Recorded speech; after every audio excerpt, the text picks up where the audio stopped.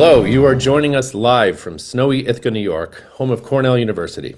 I'm Chris Wofford, and we're so glad you've joined us for another installment in our ongoing series with Cornell's CTEC, that is the Center for Transportation, Environment, and Community Health. Today's guest is Peter Adrians, who is Professor of Environmental Engineering, Finance and Entrepreneurship, and Construction Engineering and Management at the University of Michigan at Ann Arbor.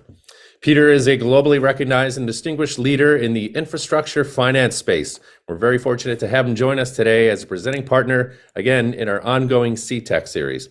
Peter, welcome. Where are you joining us from today? Thanks, Chris. Yeah, it's great to join you here. Thanks, everyone. I'm joining you from Ann Arbor, Michigan. I just got back from Japan, but I'm getting acclimated again back to the East Coast. Perfect. Welcome back. Speaking of Japan, in the time I've known you over the last couple months in preparing for today's show, you've been traveling far and wide, not only to Japan, the UK, the European Union, China, Canada, Singapore. It seems like you're always returning from a trip, and you're out there delivering talks on finance, infrastructure, and how nations and communities are dealing with increasing global demand for infrastructure finance. So who are you presenting to when you're out there on the road, Peter? Who are you meeting with? And I want to ask you this two-part question. Are the challenges that we face here in the U.S. similar to what you're seeing elsewhere in your travels? Yeah, two very different questions, and I'll take them separately. Okay. First of, who do I meet with? It really depends. I was just in Japan, and there was meeting in part with the government, but mainly with corporations. So corporations, as well as, this large Nikkei 225 corporations and whatnot, depending on infrastructure, dealing with floods, they're having the needs for repairs and whatnot. When I was in China, I dealt with the Asian Infrastructure Investment Bank. In Canada, it's the Canadian Infrastructure Investment Bank. When I'm in Singapore, Manila, then I deal with development banks. In that case, it's the Asian Development Bank or the European Infrastructure Bank. Sure. And then in the US, it's pretty much all across the board.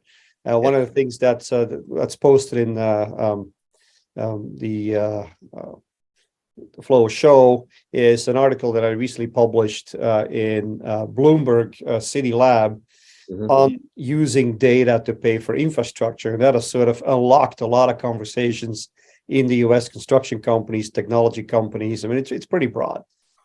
Yeah, great. Good. We'll share that URL in the chat with the audience so they can check out that article afterward. Audience, I am turning to you now. A couple notes really quickly. We are live right now, but this event is being recorded, and it'll be viewable at the same URL that you are at afterwards. So if you have to leave early or you want to share this with friends or colleagues, this is the URL to watch not only the live version now, but the recorded version as well. Peter and I would love to take your questions. We're going to be taking them throughout our conversation. So you can open the chat by clicking the dialog box at the top right of the video player. Submit your questions there. I'll get them on my laptop here. We'll also be asking you a few poll questions. There's a QR code that we will display, and I'd like you to open that. As soon as that displays, you can launch it by shooting it with your smartphone and submit your answers to these poll questions via Slido, the app that you will open. So in addition to that, throughout our discussion, we're going to be sharing a lot of URLs and resources in the chat. So heads up for those, they're going to be coming fast. If you're watching the archived recording, however, those links will then be available in the future in the overview section just below the video player here. So for now, heads up for those URLs in the chat. Otherwise, check them out below if you're watching the recording after today's date. So let's ask the audience a question, Peter. There was a bipartisan Infrastructure Investment and Jobs Act that the Congress passed last year in 2022. So I want to ask our audience, how familiar are you with the bipartisan bill that eventually became law? Do you know the law very well? I have a limited understanding. I know nothing about this law or what it does. So we'll see how the distribution goes there. Peter, you had a notable factoid about this law. What's the history here? Yeah, when you think about the investment, or not the investment, but the funding that's become made available through this law, I hope everybody appreciates that this is the largest commitment the United States has made to infrastructure since the Eisenhower administration. So this has been a bit, right? It's been 70 years. Yeah. But then we were considering infrastructure as being a mission critical part of the country. So a Mhm. big part of the interstate highways and whatnot was a mission critical.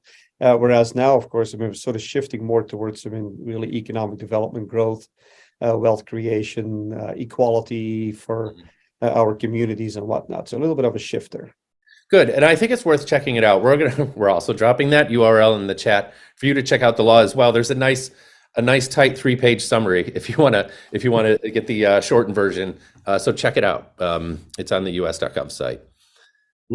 So let's review our results here really quickly, Peter. Seems about 60% of our audience has a limited understanding, and that's probably the case. No surprise there. Right. We have 6% who know the law very well.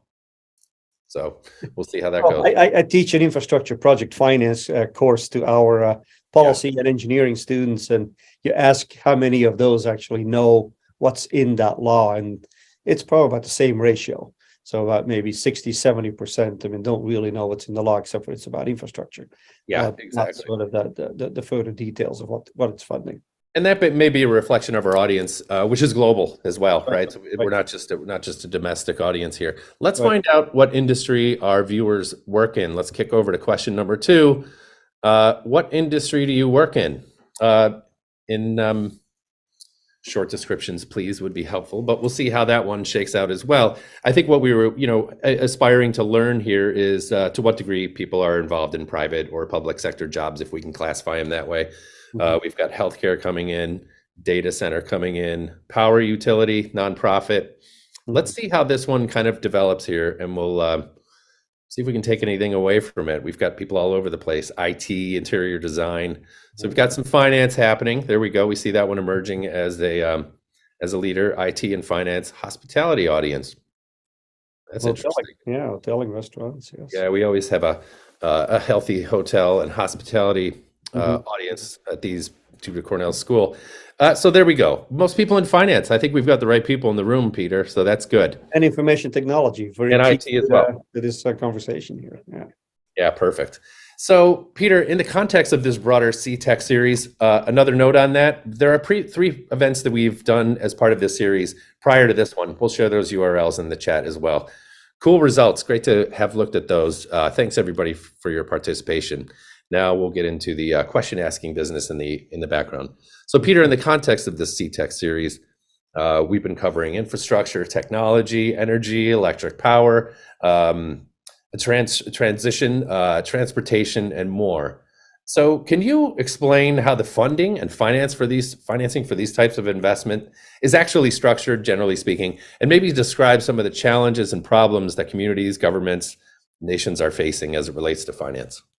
Yeah, and this ties a bit to the second question, which I did not answer, I guess, that you asked before. Oh, yes. Are the problems that we have in the US very similar to the ones, I guess, that are experienced abroad in other countries and whatnot? Yeah. And the answer is no. So it's very different. And part of it has to do with how we finance infrastructure relative to, say, Japan, China, Singapore, Europe, and whatnot. I mean, where you still have, countries that see it as mission critical for economic development. You're looking at China's Belt and Road system and everything that gets built out there. You're looking at, Japan's economic development mandate. That's where all that capital comes from the central government. When you look at the United States, and I always tell my students, I'm at the University of Michigan. University of Michigan was founded in 1817. When was the first municipal bond issued? It was in 1817 to finance the Erie Canal, right? So I think it's important, and again, also to the students that I typically get in my class, but very similar to the audience, even though we have a finance audience, right? Funding and financing, it's in the context of what we hear in the news, it's always used as being essentially the same term. And it means, obviously, of course, very different things, right? It's one is what is the mechanism by which you're going to, build that and finance that infrastructure, and then what are the revenues or the sources of money you're going to be using to actually pay for that cost of financing? It's pretty much like, do you have income and you're going to be paying debt or a mortgage, right? So one is the mortgage, the other one is an income to pay the mortgage. It's the same in the context of infrastructure. And I'm not going to go through all this language here. We keep this as background slides, but sort of separating these two out, it's very important that what you're seeing here is essentially sort of a whole ream of different mechanisms both financing mechanisms and a ream of different funding mechanisms. We got grants, we got debt, we got infrastructure banks, we got, TIFIA, we got, all sorts of low cost financing through the federal government. We got private debt, we got private debt mechanisms, we got private equity, and then all sorts of sources of funding to actually pay for that debt. And we have to do matchmaking between the two, because you can't necessarily use every funding mechanism for every financing mechanism. So the US is sort of sets itself apart by having such a wide spectrum of different models of infrastructure financing that sort of complicate matters. You can go from state to state, from county to county, and from infrastructure asset to infrastructure asset, whether it's water, energy, or bridges, or ball stadiums, or ballparks, or airports, or whatnot. You're going to find different kind of financing mechanisms. So there is not much uniformity, and so that actually makes it quite complex in figuring out how you cobble together the funding and the financing mechanism in the U.S. You're on mute.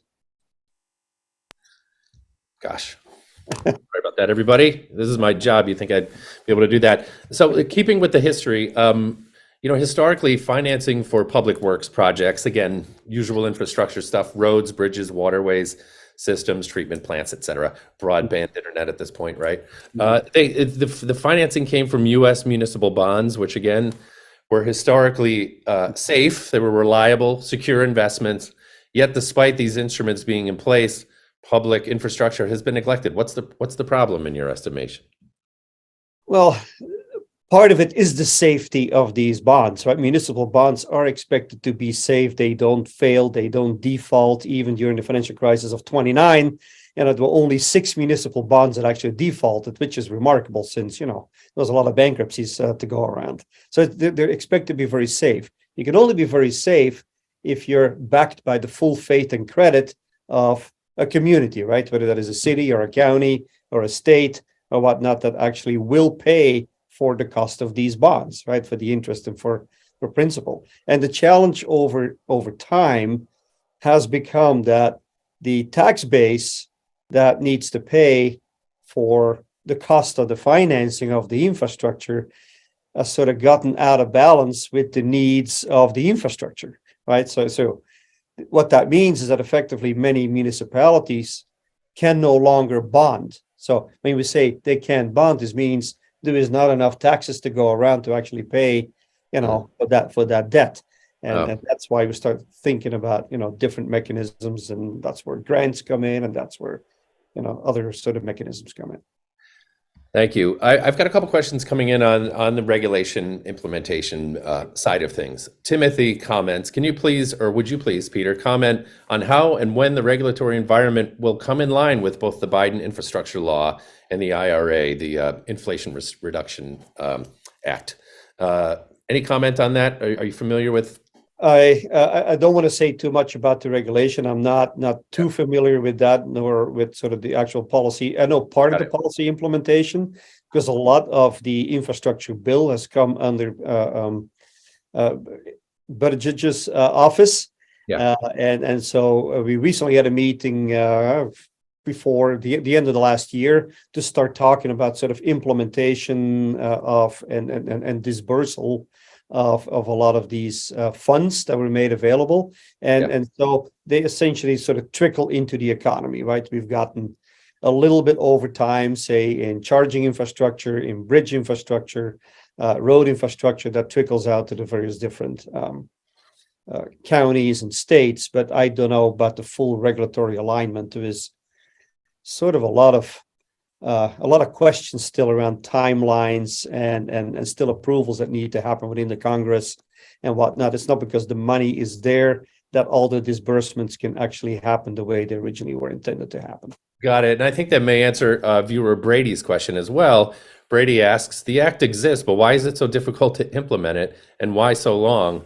I mean, for perspective, it was just passed last year, but this is a long game type type of situation. So, Peter, let me ask you: in what capacity do you work, like in advising the Secretary of Transportation's office? How does that work? Well, in that particular case, we brought together or his office brought together a team of various different experts out of industry, NGOs, academia, and whatnot. And we were discussing on what should the future of infrastructure look like? What should the future of infrastructure financing look like? What are the new business models? How does information technology inform how we're moving forward with more resilient and adaptive infrastructure of the future, right? I mean, one thing is to have the money, the other side is to have implementation. And while a lot of the implementation and disbursement of the money to states will go to shovel-ready projects, because that's of course part of what you got to demonstrate that you're actually doing something with the money. But then there's some of that disbursement that is deployed on the longer scale to start thinking about resilient infrastructures against that can deal with, say, climate change and all of that. You spoke earlier about the differentiation among nations as it relates to infrastructure finance. And I think you alluded to this earlier, but how is the U.S. performing from if we're thinking about this from a global perspective? Are we lagging that far behind? Are we doing some things better? What do you think? It's hard to generalize it, right? Because it depends on which vertical you want to talk about. Are we talking about hospitals, schools, water systems, et cetera, right? So there are different sort of degrees of comparison, I guess, that one can make. However, what is important in this country is that, and the slide that's up here, see on the right, you see two schools, right? One is a Detroit school. And actually, one Detroit school, the other one is another Michigan school, and I'm not going to name them. I guess where you look at different kinds of infrastructure, a different type of infrastructure that is built, the quality of the school, the look of the school, also the services within the school, whether you actually got water fountains or working water fountains and air conditioning and whatnot, very much depend on whether you can actually bond, right? Because that becomes a very important part that poor communities with a limited tax base are going to have different quality infrastructure than richer communities with a solid and higher quality tax base. And those issues don't really show up in other countries because how you build your schools is not a local issue. Yeah. It is either a national issue or it is a provincial issue or it is sort of at a much larger scale. And you do not see these discrepancies. Yeah. So, we had done a keynote fairly recently on the privatization of water and water systems. So given these disparities in funding sources, right, the hyperlocal aspect to this, does this explain the drive or the inclination or the trend to consumerize or privatize some of these systems? Am I using the right terminology? How do we talk about it that way? I mean, absolutely. I mean, I guess it is pretty complicated, right? I mean, as you looked at here, the different permutations that can exist between financing and funding, I mean, it's a plurality of options, right? So, but we tend to think sort of as public infrastructure should be publicly financed, or at least the public sees it that way, not necessarily investors or investment banks or others. Right. So we either see sort of the two opposites, right? Public infrastructure, private infrastructure. We've moved more and more in the direction of public-private partnerships, where the private sector starts contributing some of the financing in the infrastructure project, right? So there's a whole plethora, a whole spectrum between fully public, publicly owned, publicly financed, publicly operated, and privately owned, privately financed, privately operated. So you have a whole mishmash of different options in between where private financing can help with the public funding and the public financing. And so all these new models that start showing up, I mean, kind of looking at this particular, I mean, there's a lot being talked about the Federal Highway Trust Fund, which will go bankrupt and will probably need a congressional allocation. I mean, the funding, of course, comes from gas taxes. We have not adjusted our gas taxes since 2002. So it's been a bit, right? So I mean, thinking about inflation adjustment and everything else, nobody likes to pay taxes. I mean, I'm in that category also. But if you want to have infrastructure, I mean, somehow you're going to have to find the funding, to help finance that particular infrastructure asset. Right. And as we've seen, Americans have a hypersensitivity to gas prices. That'll never go away. But But we have a question from our friend Emmett up in Canada who asks, P3, that is public-private I'm partnerships. sorry. Yes. That this type of financing has grown in popularity. However, the few projects that have gone ahead under this model have encountered significant issues like critical delays, cost overruns, conflicts of interest. Peter, can you elaborate on the strengths and weaknesses of P3 financing, public-private partnerships?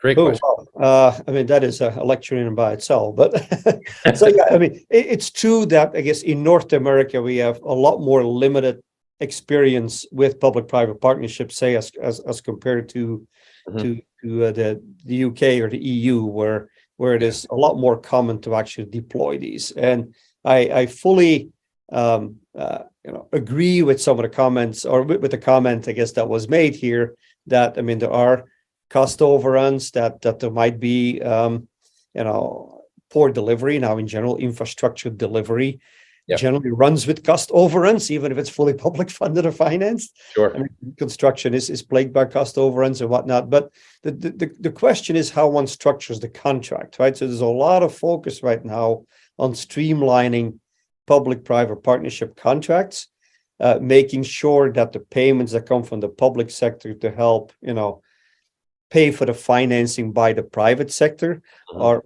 properly aligned with specific performance expectations. The other issue, I guess, where we have problems still with P3s is that if something goes south, often the public sector is left holding the bag. And that is that is definitely a misalignment in how a P3 should function, because it's the private sector that takes on the risk with higher cost capital, so should take on also some more of the risk of volatility and failure. So yeah, what is the right public-private partnership? We're still trying to figure it out, where how to build that cost model and how to build the risk model. But there are successful executions of P3s that have happened both in North America and the longer experience, 20-year experience on the European side. Hey, a slight diversion, but I think this is a great question also. Thank you, Emmett from Canada. Beautiful question before this. One of our viewers asks, how will proliferation of electric cars impact gas tax revenue for this trust fund? Uh, can you speak That to is that? being that What? question actually is being batted around a fair bit. Okay. I mean, so two things are being batted around. So one, the Federal Highway Trust Fund, and in states also, you got your state infrastructure trust fund that takes the state taxes in, is impacted, of course, by the efficiency of cars. Now, everybody knows the last 2 years, a couple of things. I mean, the last 2 years, a few things have happened with COVID. More people staying home, fewer people on the road. Fewer people actually go to work. People drive less. Two, cars have become more efficient. I mean, we have had our corporate average fuel efficiency standards, I guess, to make cars more efficient, even without being electric, right? I mean, that has resulted in less gas consumption. On top of that, you get electric cars. Now, your specific question was, how is broad adoption of electric cars going to impact this? It's right now, I mean, there are some calculations being done also by our Energy Institute and whatnot, that right now it does not have an impact yet. It might be an impact, I guess, once we start seeing adoption of electric vehicles. But even if you think about the rate of adoption, let's not exaggerate it at this point. I mean, if you're thinking about the hybrid vehicles, which started, by, Toyota initially with the Prius, and then many others came on, it took 20 years to get a 2% market penetration, right? So it takes a long time for that adoption curve to actually happen and really start impacting it. Now, nevertheless, we should be between more efficient cars, potential future broad adoption of electric vehicles, and we have no idea if we're going to go back to pre-COVID work life, right, where everybody goes to work. Yes. We're going to have to figure out this model. So it's the model of gas taxes in and by itself, independent of the electric vehicle, probably no longer works, I guess, to help us finance our highways. Right. And we have a loose national aspiration to be totally electric by 2030. That's 7 years away. We better figure this out. Right. We've got so much to figure out in order for that to happen. Right. Okay. This is the part of the conversation I'm really going to enjoy. This is where I think I have myself the most to learn, and I think viewers are going to benefit from this also. Can you talk about the concept of smart or intelligent infrastructure and how that can play out, how it does play out in financing infrastructure projects? What are we talking about here? Yeah, it's a pretty complicated concept. Well, I mean, it's theoretically complicated, but sort of in and practically complicated, but sort of in concept, it's you can understand that more and more infrastructure is more of a public infrastructure as well as private infrastructure is being integrated with digital infrastructure. Digital infrastructure, and here we're meaning fiber optic cables and sensors and sensor pods to sort of start collecting information on that infrastructure asset, right? So we talk about smart cities and smart roads and smart water systems, and everything is smart these days, right? Cyber physical, whatever, I mean, all sorts of terminology. Now, the data that this infrastructure collects, that the digital infrastructure collects, is not necessarily personal data. Most people are worried about all the personal data that is getting collected. On the infrastructure asset, a lot of the information that's being collected is actually structural health data. So it's structural health monitoring, breakdowns, all of that. It informs, for example, insurance premiums on infrastructure. It informs replacement costs of infrastructure. So you're getting early warning signals around the structural health of your infrastructure to start taking care of it before it really becomes a big capital expenditure. And this sort of goes back to how did we get to this problem? Why has it been so difficult to actually finance and upgrade our infrastructure? Well, because in most cases, we haven't really deployed capital to rebuild the infrastructure. We've deployed money because it's much cheaper to sort of try to maintain the infrastructure. So maintenance versus rebuilding is a very different cost. It's a very different cost structure. It's very often very different sources of money. And very often we wait until, it's way too late. And of course, I'm from Michigan, potholes. I mean, everybody lives in the north, right? I mean, potholes are a big problem, and particularly in roads, but breakdown in general of our bridges, just structural breakdown of our bridges and other infrastructure, I mean, is a serious problem. So the digital infrastructure allows us to give almost early warning information about what is happening. And so that can be sold off to material suppliers, to, as I said, to insurance companies, to construction companies, to sort of queue up material deployment to start working on the infrastructure assets, to avoid delays in infrastructure. So it is an informational asset that helps, I guess, to improve the efficiency of the building, the maintenance, the operation.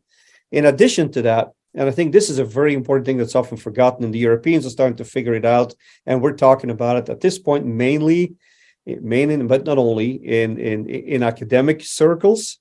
It is making its way in some companies, and that is start thinking about infrastructure as really connected infrastructures. So the way our government is organized, whether it's at the state level or whether it's at the federal level, is we're stovepiped, right? We're stovepiped in water, roads, stormwater, energy, everything else. It's artificial. Once you start thinking about data is a horizontal across those, right? So for example, if you're building a road, I mean, everybody who's in construction here, you also know you need a drainage system, right? You have cisterns that you need for stormwater that runs off of roads so that the roads don't flood. So you need to actually capture all of that. Now, stormwater infrastructure and road infrastructure are actually part of the same continuum. And that is part of where data help with the better design of infrastructure assets that can better deal with disruptions. And actually, the Chinese are really thinking about this very, very hardly. When I was talking to the Asian Infrastructure Investment Bank, they're thinking about all the data on infrastructure asset performance, not necessarily the people, not the private data, even though China does collect a lot of private data, but we talk about infrastructure health monitoring. So they're connecting buildings, roads, energy, and water. And then figuring out how these different data sets that are collected from these different infrastructure assets inform the resilience of the other, and how that changes the redesign of these systems. There's a company here in the US that I can't name that is working on Las Vegas, arguably the most unsustainable city, but they're doing essentially the same thing, sort of using incorporation of digital infrastructure taking the data on the performance of roads, energy, water, and figuring out how that informs better designs of the assets to begin with, rather than the stovepiped design that we've sort of been in since World War II. You're on mute. Gosh, thank you, audience, for the questions. We have a new one that's just come in from Ramanath. What do you think about infra-tax bonds, which have tax-saving benefits and returns? Are you familiar with infra-tax bonds? Do you mean these tokenized bonds? Is that I'm not quite sure whether that's what's. I can't be certain either. We'll lay off that one. But infra-tech bonds, I mean, they're tied in. Yes, I mean, so let me take a step back, because the other value of infrastructure, and maybe that's the next slide that should come up here, is that as you are, not yet, yeah. So as you are collecting data, more dynamic data on infrastructure assets, because that's essentially what sensors do, right? They collect time series of information, performance over time. That is not necessarily daily, not necessarily weekly. It depends on the asset. So now you get a dynamic performance profile of an infrastructure asset. So basically, the quality and the value of the infrastructure can be priced differently depending on the information that you get in an infrastructure asset. Think almost as in, it's not a perfect comparison, and it's usually a scary comparison, turning the nation's or infrastructure stock into sort of a stock market almost, yes, where you get not minute by minute, not second by second, but regular performance updates on the infrastructure that can be taken into account in financing models. Financing models respond to, ups and downs in the valuation of an infrastructure asset. And so some of these infra-tech bonds, I mean, I'm familiar with tokenized bonds, and it's probably the same thing. So you sort of get a regular update as the infrastructure or the technology in the infrastructure is measuring performance over time. It informs the value of the particular bond issue, I guess, that is being issued. So instead of long-term bonds at the same price, you sort of get bonds that sort of start, reacting to the performance of the infrastructure asset. So to take it to the next step, there's this idea of coupling data to the automation of financial transactions, right? So how is that intended to work? Are there shining examples? Maybe you can help kind of clarify here. Is this what you mean by a SaaS-like business and financing model? In part, I mean, the automated transactions, again, there's a whole plethora of them. So just a little bit of background for the audience. Yeah. Let's think about a public-private partnership, right? And then let's say there's a public-private partnership, and we have a road that, I mean, and these are typical things that are currently being done, but the road or whatever the infrastructure asset is being co-financed by a private party. Mm-hmm. Now, the source of and they bring money to the table that is very often, private debt or private equity or other types of monies, right? Now that needs to get paid. The payments will come from government, right? So it's a potentially from taxes or from other sources, fees and whatnot, to actually pay some of the cost of that financing. But the government will only pay the cost of financing when certain performance metrics are being met. So it's kind of like a very simple, if this, then that, right? If you meet this objective, then you get paid. Now, things like that could be automated. I mean, these are some of the simplest, gateway systems that can be automated. If this happens, then that payment can get transacted. Right now, this is all done with a lot of humans in the loop that will go and verify, the assets, and it needs to work its way all the way up in the bureaucracy. And then the question is, okay, is this payment going to go through? Yeah. So the automation of transactions actually allows the sensor to report whether the objective is met. Say X number of cracks per linear mile of road. I'm just making something up right now. Yeah. Right? That becomes a trigger for a payment from government. Right? And so it's like a digital governance mechanism to enforce contracts. The other application, I guess, in this automation of contracts is natural language processing. And I know probably many of the folks here on the seminar are familiar with Chat GPT, right? Recently, I mean, a lot of the I mean, just right now, the scare of every university professor. But our students are going to be writing this using Chat GPT. Right. And it's not necessarily Chat GPT, but any NLP. NLP right now, natural language processing, is used to find efficiencies in contractual agreements. We negotiate and renegotiate contracts all the time. I mean, water system A, B, C, D, E, F, G. That same contract is being renegotiated. Probably 60 to 70% of the contract does not need to be negotiated because it's always the same terms. Sure, right. It's really only the top 20 or 30% that's important. So we're using some of that, automation, I guess, in finding efficiencies in contractual agreement structures that to essentially reduce the time to start to come to close on financing and to execution of the contract. And I forgot where the other question was related to this. Automation. The tax saving benefits and returns component of it. Maybe I'm not certain. Yeah, I mean, there's definitely going to be.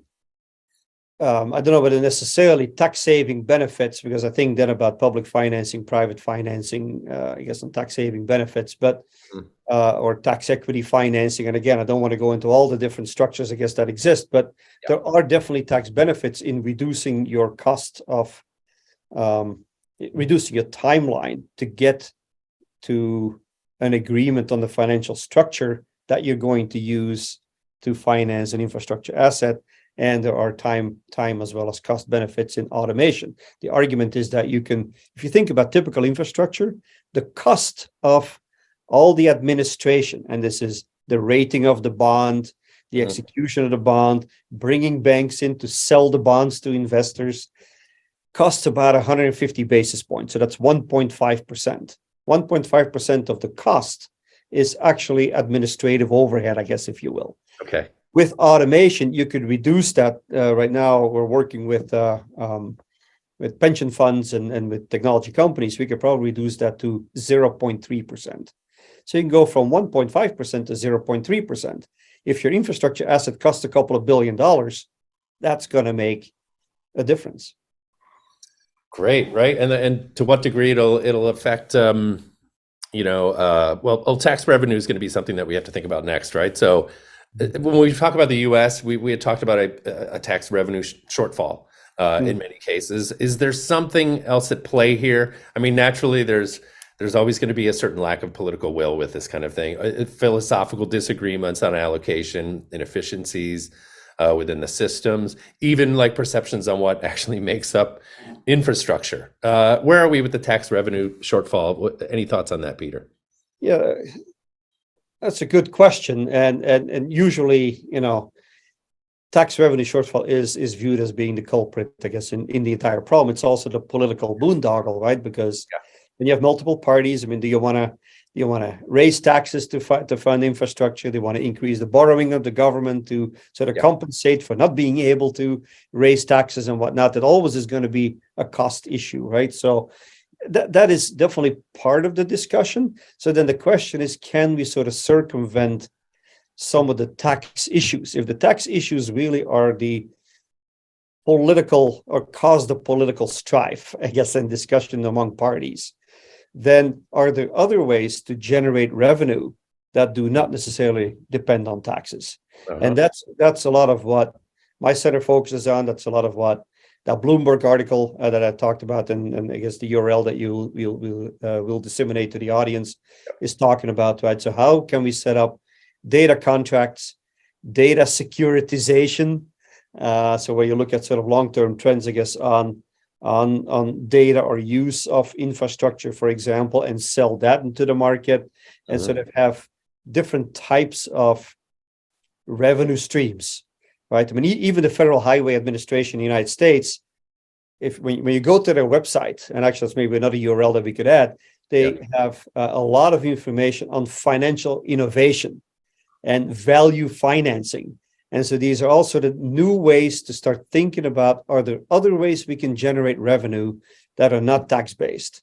How do we bring together a capital stack that say is debt and some equity and bonds and developer equity and grants and future revenues because you're investing, say, in a city or in a county or in whatnot, and you're improving the quality of life, which improves the property values, which improves commercial value of that environment. So tax increment financing, I'm talking about here, which is as an economic environment improves as the result of infrastructure investing, you can actually set up a separate tax district and collect a portion of those taxes to, in the future, as the value increases, to pay back the financing that you used to finance the infrastructure to begin with. Of course, very close to me. I mean, I don't live in Detroit, but I live pretty close to Detroit. Yeah. Detroit has seen its serious upheavals in the last a decade or so, and gone to bankruptcy and whatnot.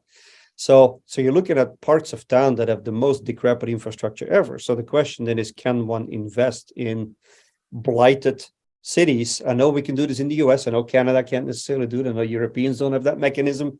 But basically, we have this tax increment financing mechanism where future revenues resulting from improvement in these communities can then be used to pay back the cost of financing that you put in the infrastructure to begin with. So it's kind of like a time delayed payback. So there's all sorts of new, and it's not that one is not particularly new, but all sorts of new mechanisms that exist to make up that shortfall in taxes. There is the philosophy also, right? And I think you were alluding to difference in philosophy. Yeah. There's sort of fundamental difference in philosophy between the Europeans and Americans. I mean, when we think about public infrastructure, we think about something that is owned by the government, operated by the government, and it should be free. Yeah. If we want something that is not free, we'll take a toll road, right? So we want everything else to be free. And so therefore it becomes sort of a burden almost on government to sort of keep providing free infrastructure. When you think about sort of the philosophy in Europe is, no, infrastructure is really a service to the community. So it doesn't really matter how you finance it or how you operate it, as long as it keeps providing that quality service to the community. So it's sort of a different mindset on how one thinks about public infrastructure. Yeah, perfect. A couple questions coming in from audience members here. We have one from a viewer who asks, I'm not sure if you're going to be able to speak to legality and regulation and so on, but how do you make sure that the financial industry is fair and inclusive for all, and how do you manage the risk of financial crime? Is that part of the work that you do? Is this a space that's rife with criminal activity as it relates to finance, or what?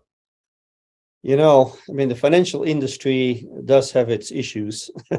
Yeah.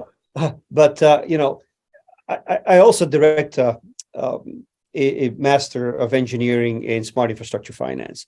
And before we set that up, I actually went to go talk to a lot of the banks. I spent a lot of time on Wall Street, talked to a lot of the banks, and talked particularly to the folks that are running the public-private partnership business.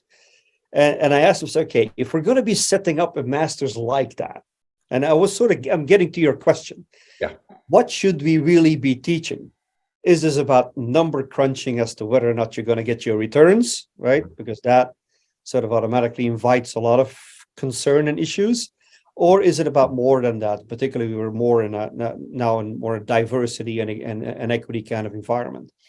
And the feedback that I got, including from directors and from VPs and EVPs and whatnot, it's like, Peter, whatever you do, when you're setting up this program, don't give us only number crunchers. We got tons of number crunchers on Wall Street.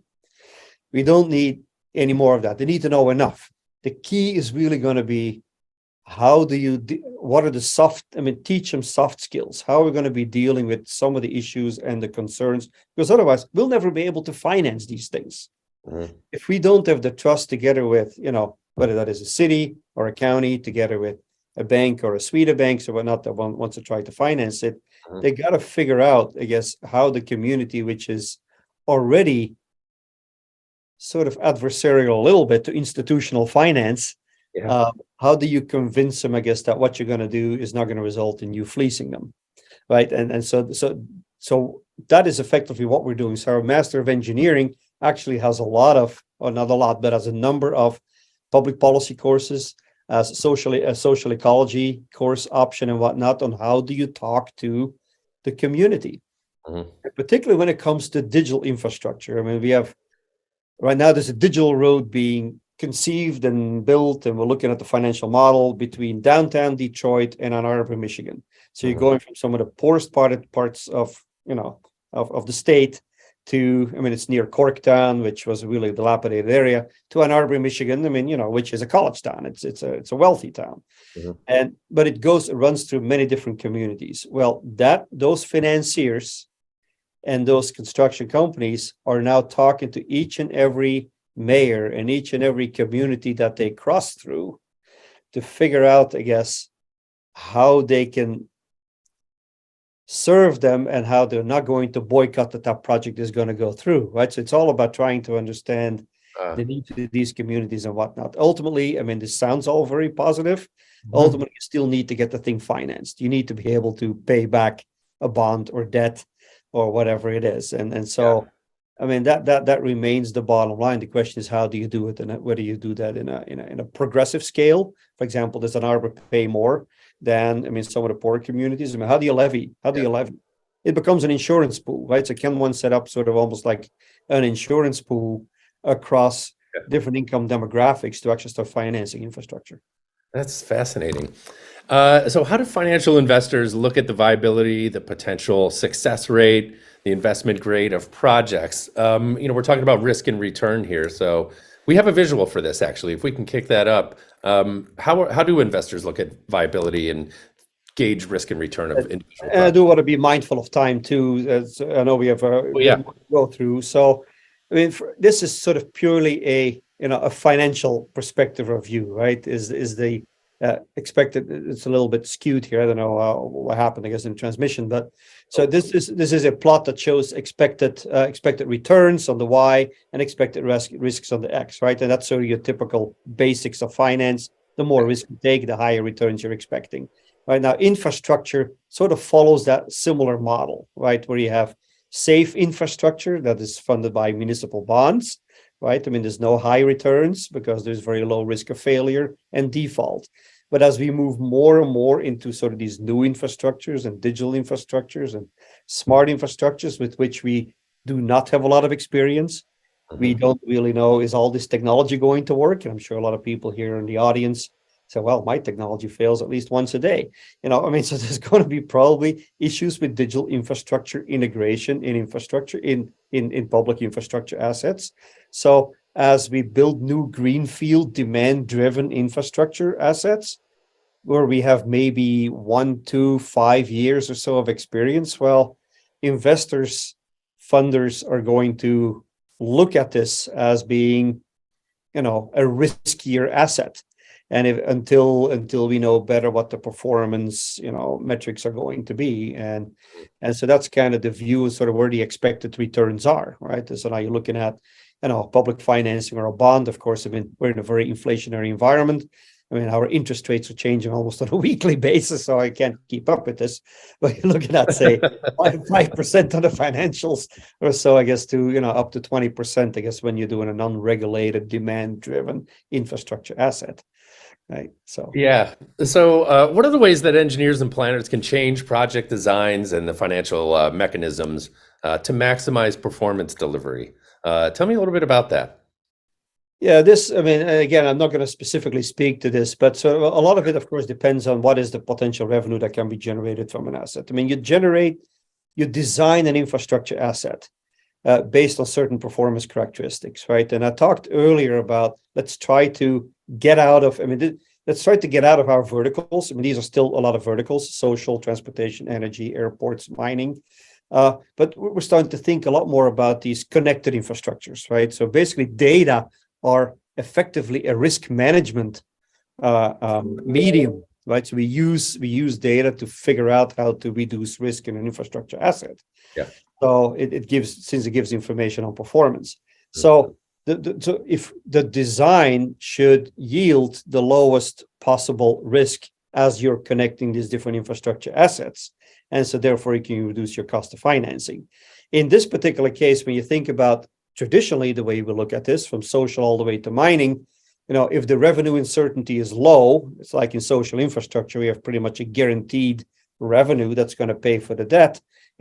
we're going to have, a lot of public financing, and the cost of financing, the interest rates are going to be very low. Whereas, when you're on the mining side, you're going to be very dependent on commodities markets, right? The price of copper, the price of lithium, the price of whatever it is what we're looking at, right? Kind of when that goes up, or down, it really depends on whether, a bond or a debt or whatnot might default, and that's where cost of financing will be higher. But the way engineers start thinking about this is, what are the benefits that an integrated infrastructure asset is delivering us? And so once we know that, then we can start figuring out, okay, now we can start combining revenues across these different infrastructures, and start combining revenues across these different infrastructures, as well as informational sales, right? So you can start moving that revenue uncertainty more towards low, and you move it towards low, your cost of financing goes down.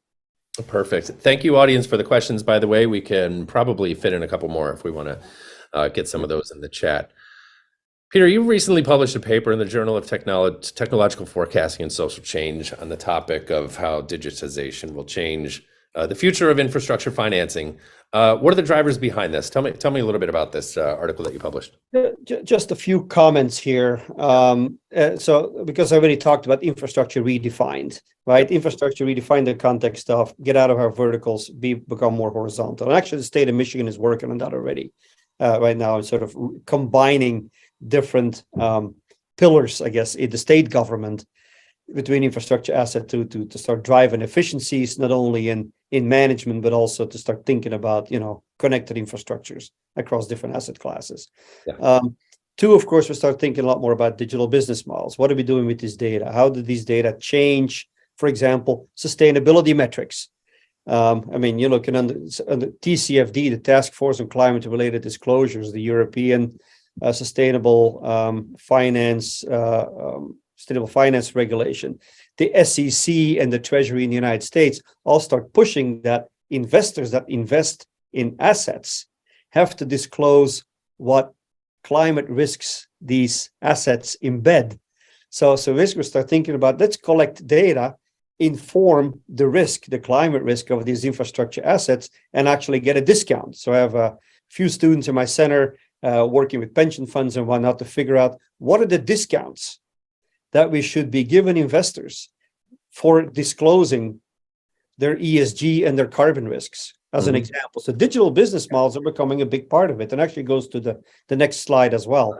And then financial innovation kind of goes hand in hand with that. So the more data you got, the different types of data you had, the more your financial models are going to change. So can we go to actually even the next one?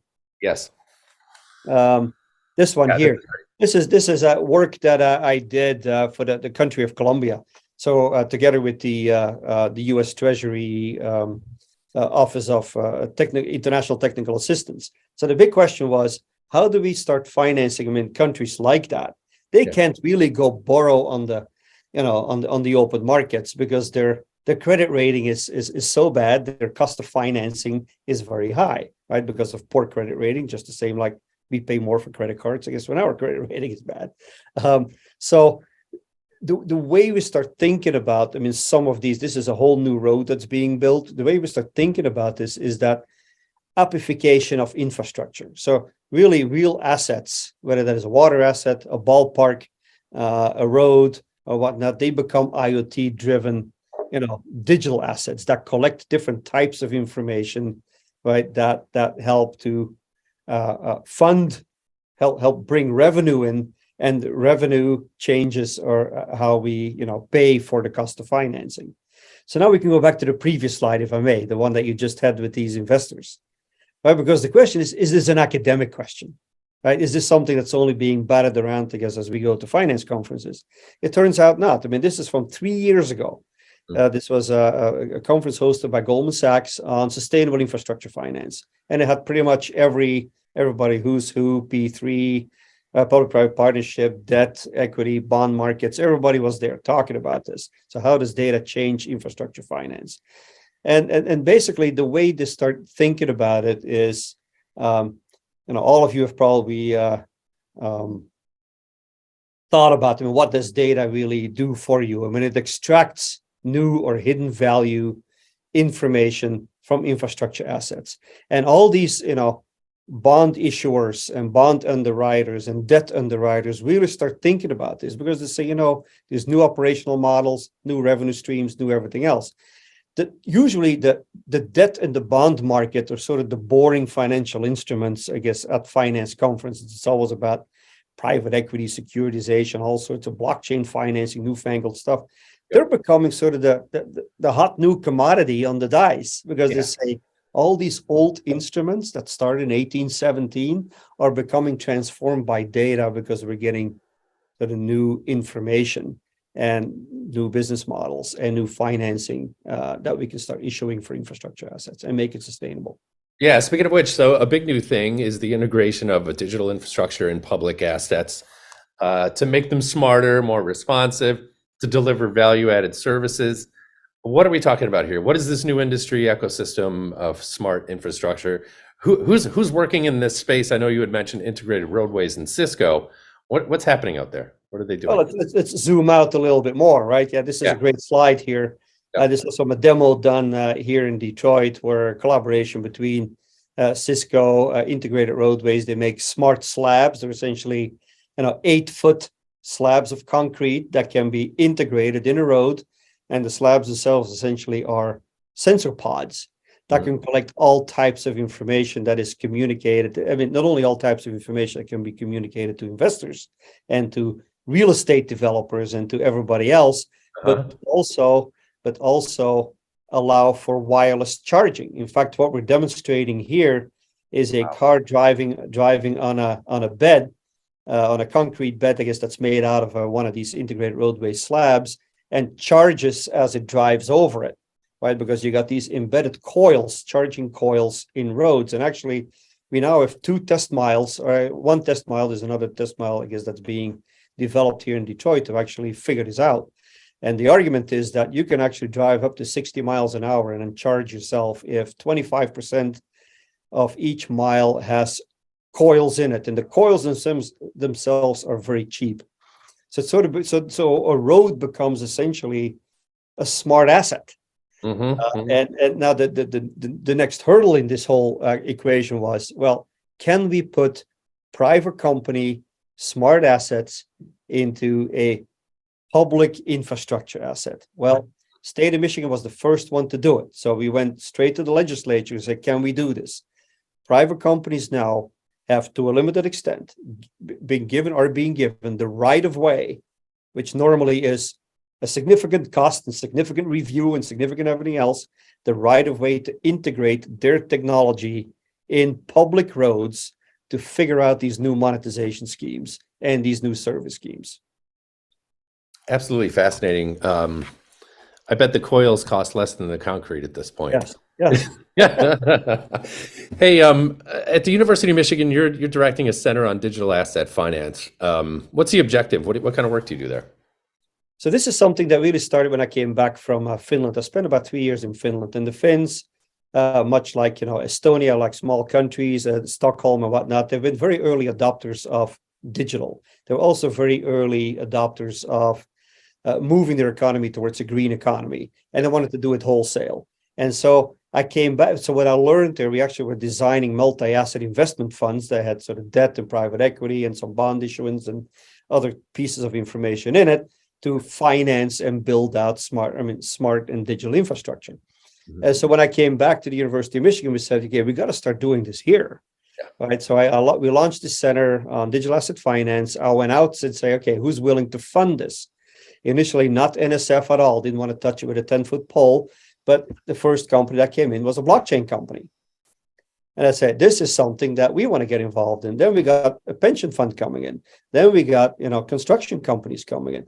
We got more blockchain companies coming in. We got all sorts of different types of companies, including, as I mentioned, the U.S. Treasury Office of Technical Assistance, all types of, and this is just, I haven't updated it since then, to start looking at what are the new financing models that we can create for next generation infrastructure that have a lesser dependence on the tax base of the community where that infrastructure needs to be deployed. And so that's the entire goal of this center. So how do we switch turn, make 21st century infrastructure also 21st century financing. Perfect. And on that note, Peter Adrians, thank you for joining me today. It's been an absolute pleasure. Thank you so much. Thank you. It's been a lot of fun. Thank you. Appreciate it. Yeah, you bet. I've had a ton of fun. Thank you, audience, for your great questions and interactivity throughout with the polls and the questions. I have one more favor to ask. So we're going to shoot up a QR code here. I'm going to ask you to rate us. Let us know how we did today during our conversation. And most importantly, give us some feedback. What did you take away from this? Anything that benefited you? And also things that we could have improved on, things that you wish we had talked about that we didn't get to within the hour. So viewers, thank you so much. Peter Adrians, thank you so much. Stay safe and stay strong, everyone. We'll see you at the next keynote. Thank you so much.